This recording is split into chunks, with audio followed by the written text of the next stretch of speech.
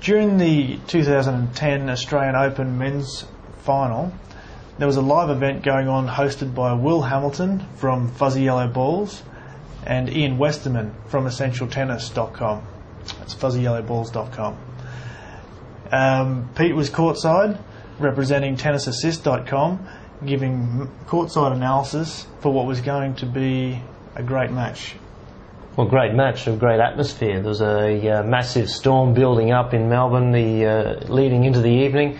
The roof was shut for the match beforehand, and I thought, had the roof stayed shut for the Federer-Murray final, I would have thought it maybe favour Federer that little bit more. However, the match, on entering the courts, the roof was open, and the players coming out, look, great atmosphere all around, the crowd going nuts for the sentimental favourite in Andy Murray, but also for Federer, probably for the fact he's won 15 Grand Slams before this. And from your vantage point, you're obviously only a few rows back, Pete. What did you feel? Could you actually see maybe Andy Murray shaking on his way out? Was he a little bit nervous? Couldn't see much for a little bit because everyone in front of me was standing up. Yeah. But look, I was only 5 seats back, and it was a very good position to watch the match and just watch the players' footwork. First set there, Andy Murray was very heavy in his feet, and that's unlike him. He's a very light-footed traveller around the court. But yeah, he was a little bit heavy, a bit nervous from both players, obviously. But that's only to be expected on the occasion, right there. Yeah, that's interesting that you say about his footwork, because I remember in one of our interviews with John Newcomb, he said that when people tense up, you can have the best footwork in the world on the practice court, but once the nerves hit you, your feet stop for some strange reason. So you've obviously seen that in maybe Andy Murray. Okay, so the first set. What's your take on how it unfolded? Yeah, look, it was quite an interesting first set. Federer got away to the early break there, and through no real fault of Andy Murray other than just the nerves. However, Federer let him back in that early in that first set there with just a few shots where he probably could have put him into an open court, but put him back where Murray was able to get a racket on them, and that helped Murray relieve himself of this nerves as it progressed in the early stages of that first set. Yeah, it didn't look like he was too keen to go for too much too early. It looked like he was dusting off the nerves early in that first set. And not a bad way to be, providing you don't just sort of push the ball around. You've still got to be quite authoritative, I guess, in the way that you play, and that's something that Federer grew on as the first set progressed. Not going too close to any lines. Yeah, well, look, the rallying was mainly up and down the middle of the court or within a couple of feet of the sideline. Probably the biggest telling factor in that opening set was where it changed up was Federer started to chip the second serve return of Andy Murray, and just brought him forward a little bit more than what he would like to.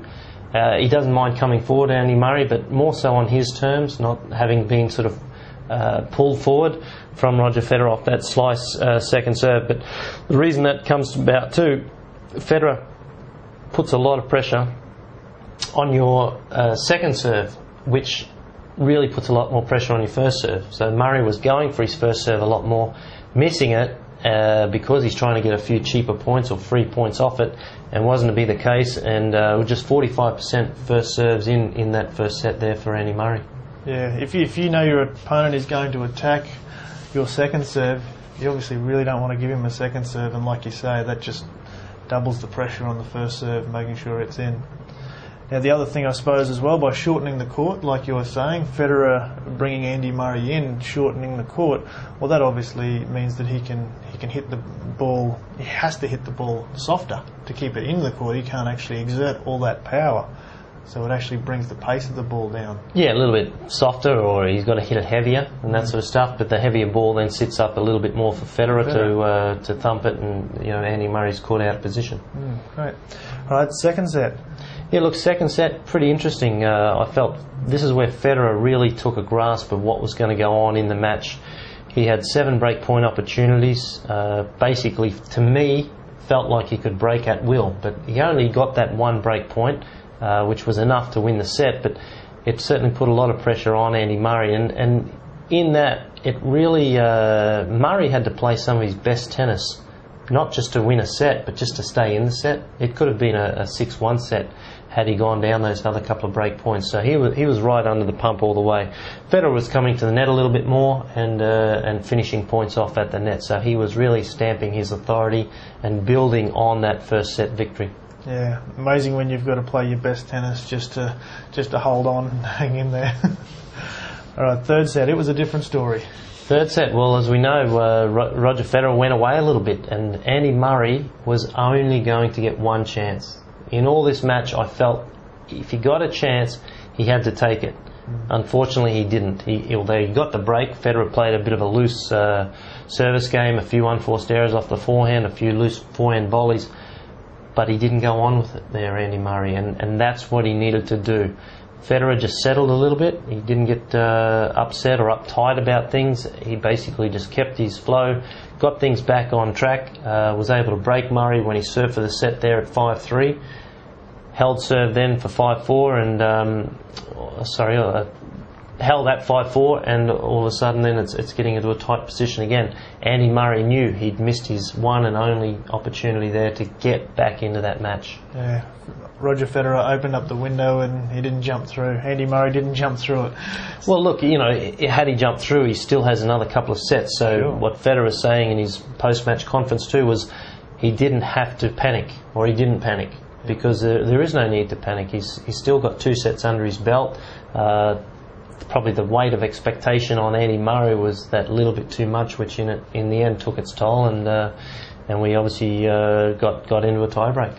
Yeah, well, Andy Murray obviously a great player, just with a fantastic player happened to be in his generation above him. Andy Murray only 22. What a great experience he's now got under his belt. Well, it's his second Grand Slam though. It's an experience, but he hopes he has better experiences in getting through and winning a Grand Slam.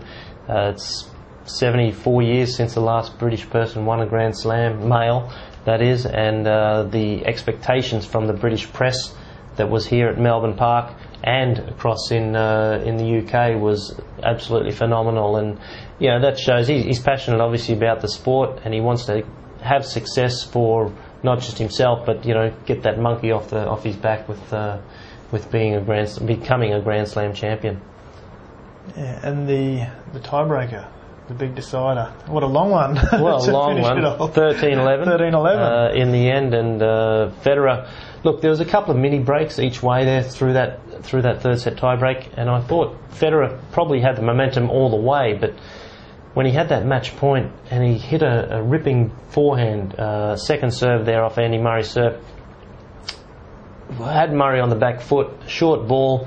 Murray's 3.5 metres behind the baseline, and Federer's seen that, so he's played this, I think, a very average drop shot, which Murray got to in the end and hit it for a winner, and they're the points. That's just that 1 point that can turn things around. And it happened to Federer a couple of years ago in a semi-final match with Murat Safin. Tried the shot between his legs, was in comfortable position, lost that match and possibly lost another Grand Slam right there, but it's that point that could have changed things. But Federer, true to his game and true to his name, turned it around and was able to go out and finish with victory. Obviously it meant a lot to both the players. Andy Murray obviously had an interesting speech there. You can see the passion and the hope and the desires all started flowing out from what was a great tournament for both players. Well, the whole emotions for him, I mean, it was a letdown or a missed opportunity, let's say, but he had a great tournament all the way through. Failed to drop a set right through to that final there, or the semi-final. He did lose the opening set there, but that was the only time that he lost a set in the duration of the tournament. But look, the finishing up here, Michael, was probably seeing Federer with that celebration when he'd won, when Murray netted that last backhand into the net. The celebration that Federer showed to his crew over there in the crowd, but then the reflection. You see him after just look down on the ground, and he's just reflecting then on really what's gone on in the last 2 hours of his life, and now he walks away with Grand Slam number 16. Yeah, well deserved as well. So we'd like to thank Will Hamilton from FuzzyYellowBalls.com and Ian Westerman from EssentialTennis.com for having us on board their live telecast. And it's Peter Tremacki and Michael Maidens from TennisAssist.com.